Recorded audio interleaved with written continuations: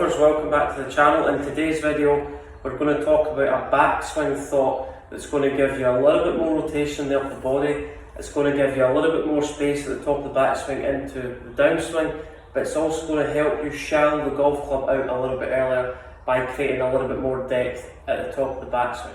So a lot of golfers think about trying to get the left shoulder underneath the chin in the backswing. A lot of people don't really move their left shoulder at all because they'll drag the left shoulder underneath the chin, and the left shoulder's not really moved an awful lot behind the golf ball. So instead of trying to get your left shoulder underneath your chin, where we haven't really rotated an awful lot, the arms get quite close to the body, arms haven't really created any depth or elevation. What happens from there, as we start to rotate coming down, the chest opens up too quickly, the shaft gets a little bit steep, then we react to that. If the shaft gets steep, we need to get shallower coming into impact, right shoulder drops, left shoulder goes up too quickly, the club hits the ground before impact, we struggle with thins, tops, and a whole host of different shots. Now place your right hand on the club head, place your left hand on the grip, flip it behind your back, and the feeling from here is you're going to try and get the club head to disappear behind your body in the backswing. Club head is a reference point for your right shoulder, hip end of the club is a reference point for your left shoulder.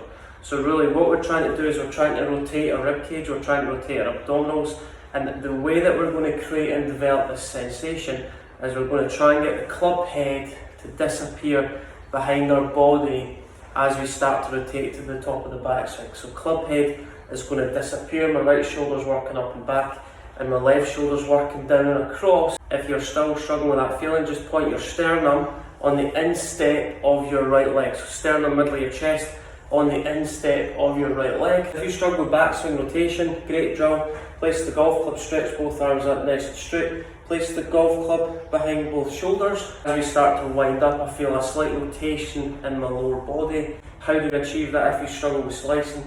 If you struggle with a whole host of different shots, try and get the club head to disappear behind your body, so your right shoulder's working up and back. I feel like I've got a full shoulder and upper body rotation and turn, so club head to disappear, right shoulder's working up and back. So grip end the club out of the golf ball, that's a great reference point that's going to allow you to rotate, allow your left shoulder to work down and across. As we swing the club to the top of the back, so I'm going to try and get my right shoulder to work up and back. So right shoulder to work up and back, I feel that stretch. Left shoulder to work down across the sternum is going to point in the instep of my right foot. My weight should transfer into my right heel, and that's going to allow the right hip to rotate up and back, and it's going to allow my arms to take a little bit more depth as a byproduct of my body starting to rotate. Maximum depth in my hands, then as I start to rotate into the downswing, the club's naturally going to shallow into a position where we want to achieve a little bit more consistency. Put your comments below with your thoughts on that video.